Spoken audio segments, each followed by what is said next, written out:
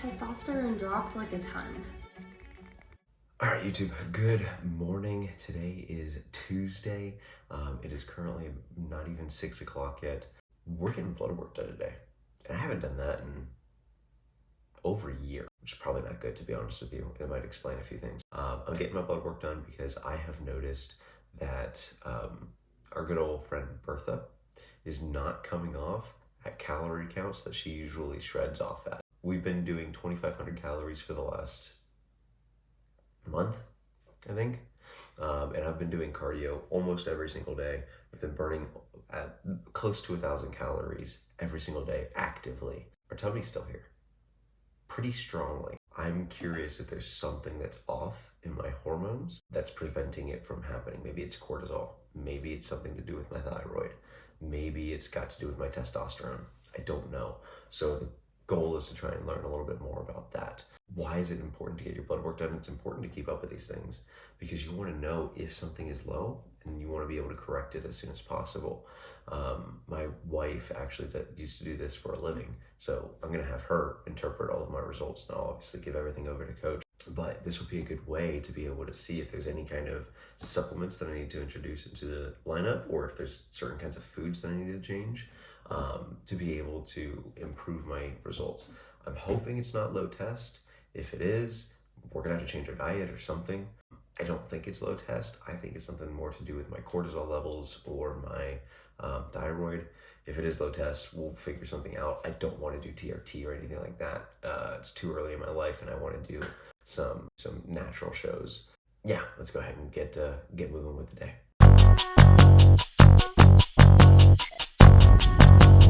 Ready, set, go. I wanna go for a walk in Central Park. I wanna go back to my hotel after dark. I wanna go to a moving picture. I wanna go see a blockbuster movie show. 'Cause if you know, you know. All right, guys, lab orders done with some slight complications with the computer system, but we're gonna let them go ahead and get that back over to the lab, and I will see you guys whenever they get back. Aeroplane. I wanna fly down the tracks of a train. I wanna go and get lost in the city.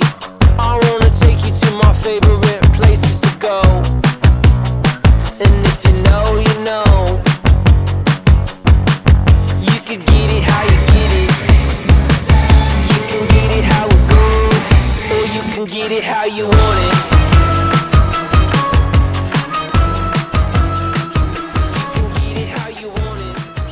She's the one that is helping me through the entire, blood work situation. I mean, if you got a free resource, you may as well use it. Am I right? So, we've now done 2 tests of the blood work. The first one came back not so great. The second one came back arguably even worse.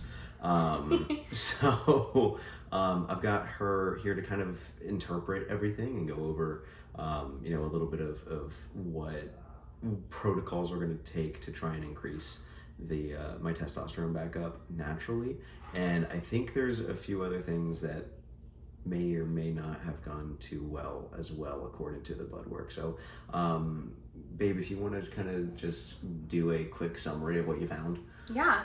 So I ordered a couple things. We ordered lipids. So we ordered like cholesterol. So I ordered an expanded lipid panel. A regular lipid panel is kind of like if the outside of the car is really beautiful, but the inside, like the actual engine function of the car, ain't so hot. It could be the most beautiful car in the world, but you just can't tell if it actually works from how it looks. And so we did an expanded lipid panel. That's always something that I look at to see if you actually have enough cholesterol to make hormones, especially when you're having symptoms that are showing that your testosterone could be low. So we did make sure we checked that, and that all looked fine to me. Yep. I know when we first got it back, you were like, what do I do about my LDL? Because it's like a couple points like higher than the range, but it's really like not bad compared to some of the things that I've seen. So I was like, cholesterol's probably not our issue. And especially compared to some of the other stuff that right, especially like there's other things that are on fire. Like, let's not like try to look for issues where there really aren't any. Yeah. But your triglycerides went up a little bit. We know that triglycerides is the combination of sugar and fat in the blood, and that can be from carb versus fat balance in the diet being a little bit off. And that's something we've talked about, is increasing fats as being something that's good if your testosterone's low. It helps kind of restore that balance because you need fats to make testosterone, which is why we even check cholesterol in the first place. Right.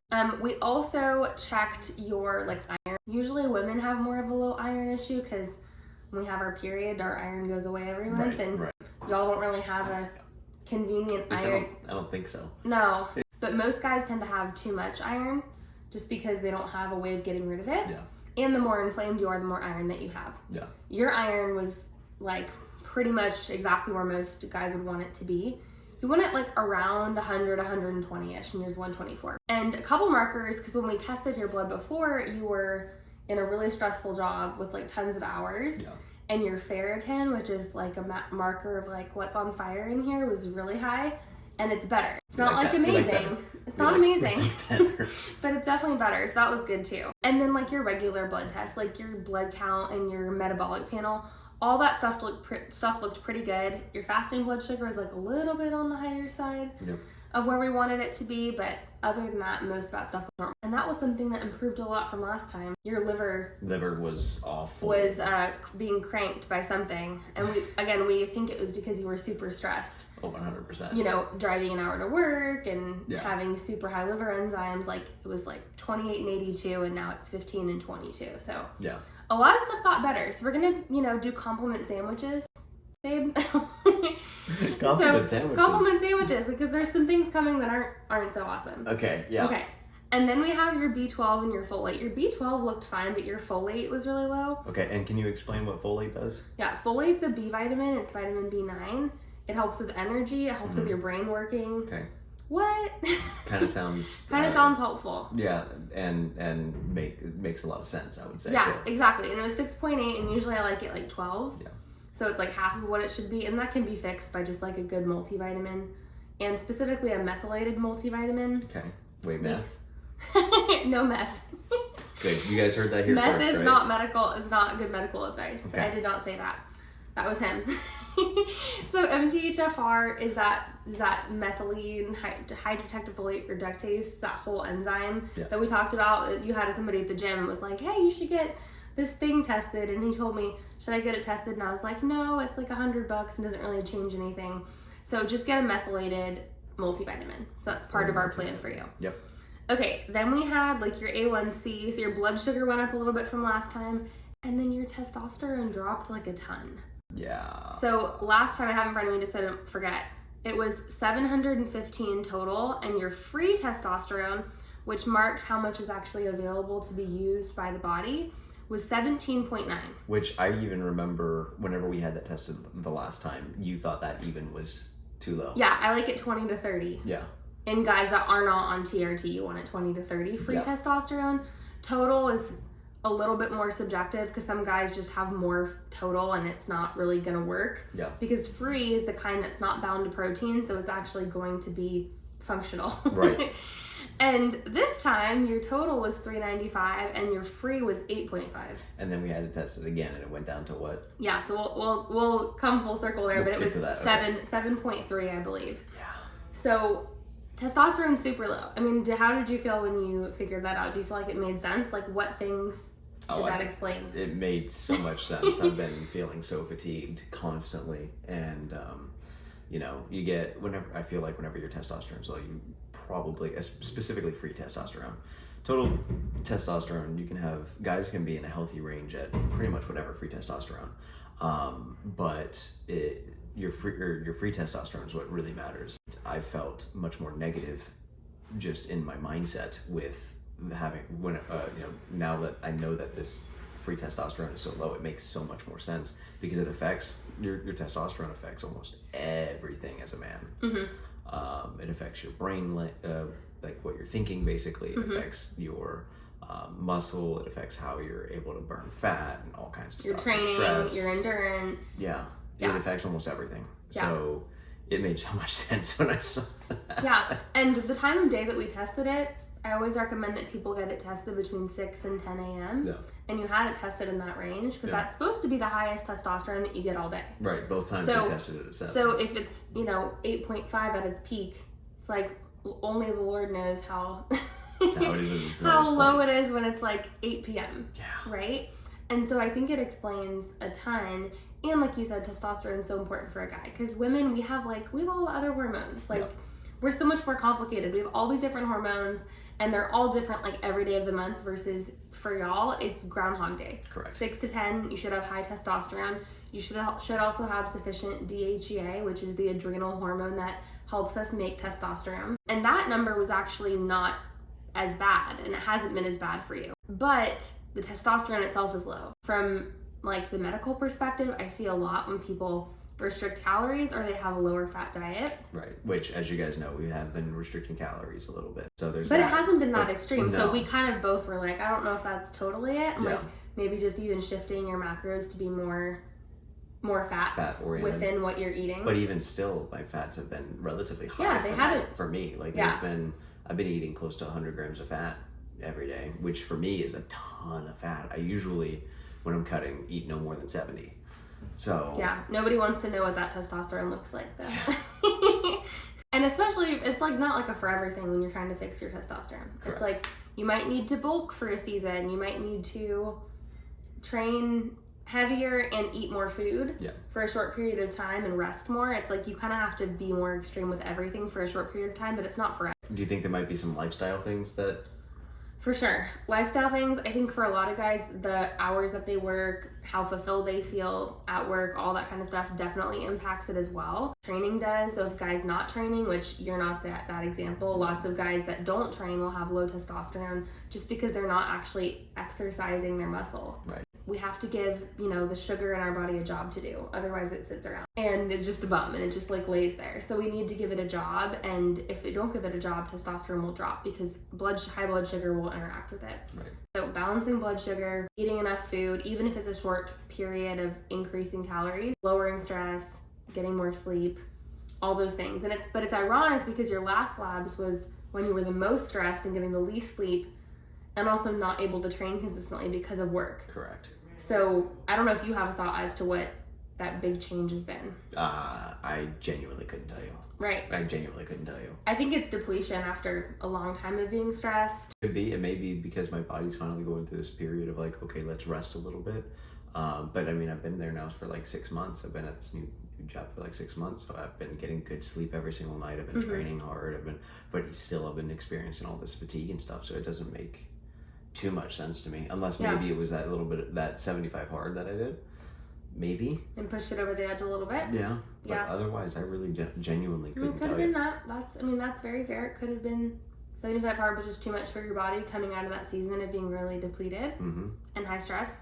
It's just things to think about. And we also did like your thyroid test, and the thing that kind of stuck out to me about your thyroid was that your TSH, which is like your brain telling your thyroid how much to work, that was kind of high. Right. So I always imagine it like a manager, like the volume of their voice. If they're like, hurry up employee, make more. Or if they're like, hurry up, make more, and screaming. The louder that is, like, that's not a good experience for anybody. Yeah. That hormone is telling you that your thyroid is thinking there's not enough energy to go around. Yeah. So how can we overcome that? It's like not eating in deficit, kind of, changing priorities for a short period of time, because testosterone allows you to burn fat better. Yeah. So you're not going to be fighting yourself. Right. When test is like at a good level. At its peak. But your thyroid's showing that stress for sure. Right. And that would explain probably why, even though I've been on, typical cutting calories for myself, why, as we like to call it, Bertha. Bertha still exists. Yeah, because I've been eating at 2,500 calories now for well over a month, and haven't hardly seen any kind of change. Yeah. So basically, what it sounds like you're telling me is probably should up calories for a little bit. How long would you say typically would be? I would say 8 to 12 weeks of like significantly increasing calories, 300 to 400 a day, making sure sleep's on point, stuff like that. And how's my sleep been? You sleep next to me every night, so I don't know. It's pretty good, I think. He sleeps really soundly. But lengthwise, he doesn't wake up when I'm elbowing him morning covers. That's very true. Lengthwise, has it been better over the last few weeks? I think so. Yeah. Yeah, I think you've made an effort. Okay. Your poor testosterone is not responding to that No, effort. it's not. Because it actually, his total went, we retested it a week later because I was like, that's a fluke. So your total was 395, on the 6th of August, and then it was 461 a week later. Yep. But then the free went from 8.5 to 7.5. Yeah, which is just... So it's like even more abysmal. I think maybe finding out that your free was that low made it even lower. It is possible. You're like, yeah, everything's seriously. horrible. And your cortisol is pretty normal. I know we talked about how cortisol is a stress hormone that could inhibit you from producing testosterone. It's not high enough that I'm like, that's the problem.